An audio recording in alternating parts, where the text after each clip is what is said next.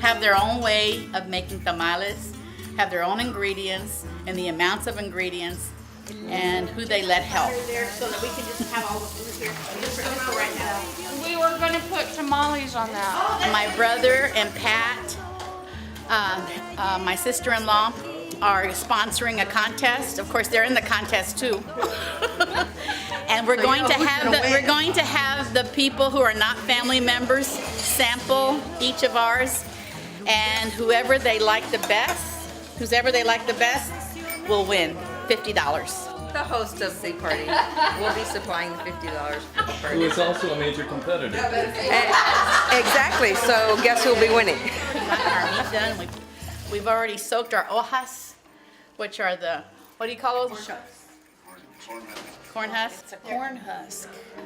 It's the outer layer of the corn on the cob. Come in a package, because that's all we know. And they come real hard and brittle, and you have to soak them. And I do mine overnight. I don't know, some people just do them for a couple of hours, but I like to do mine overnight. And then just keep them moist, keep them a little wet until you're ready to use them. And then maybe put down a couple of paper towels and pat them when you're putting on the masa, because if they're too wet, the masa won't stick to the shucks before you roll them up. What kind of meat? This is the chicken. This is pork. What did you put in it? I put these long peppers and pepper pods. I boiled them with salt, garlic, and then they get real soft. You put them in the blender, gets into this liquid. Then you put the liquid in with the pork, mix it all up, and this is it. Yummy, yummy.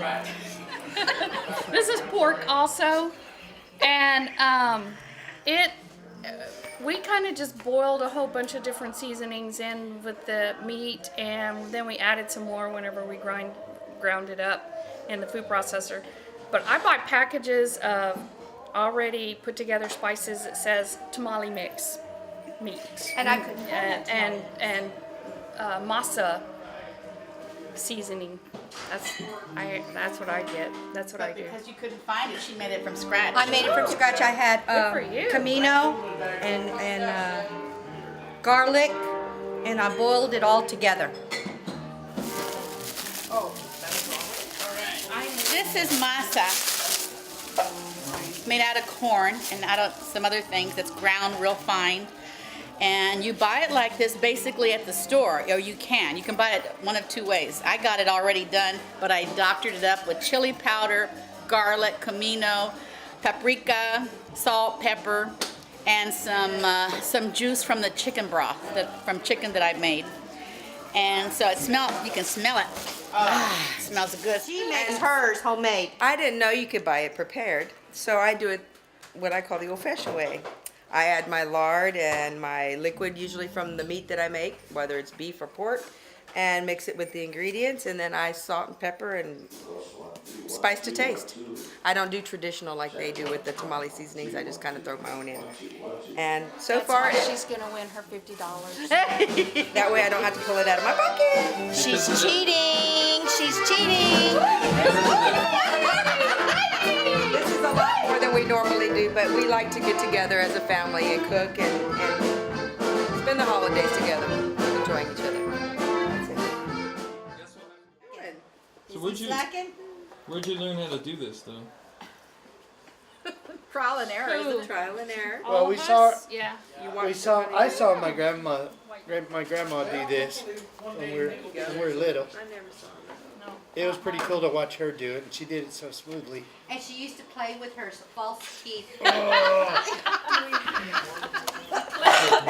She used to click them. You don't get this one.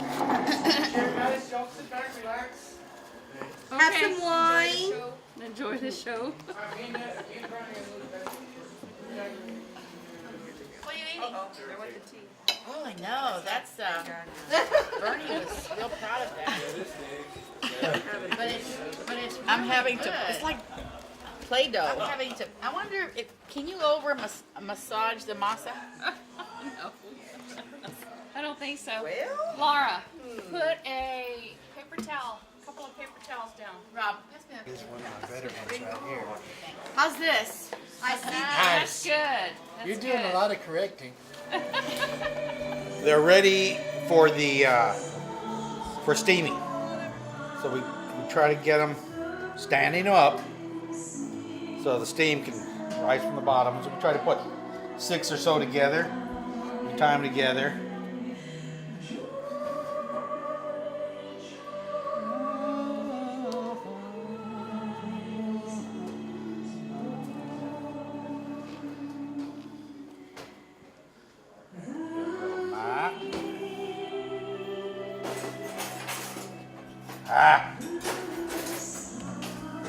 In the meantime, we put some of the juice that the meat was cooked in the big pan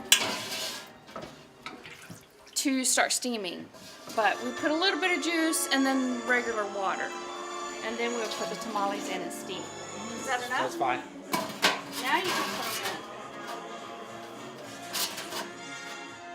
And how long do they have to be in there? in. It depends on how many you cook. An hour to 3 hours.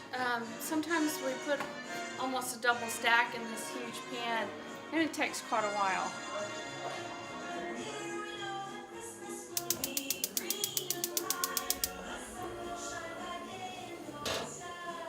Okay, who wants tamale? I'm gonna give Joe my chili.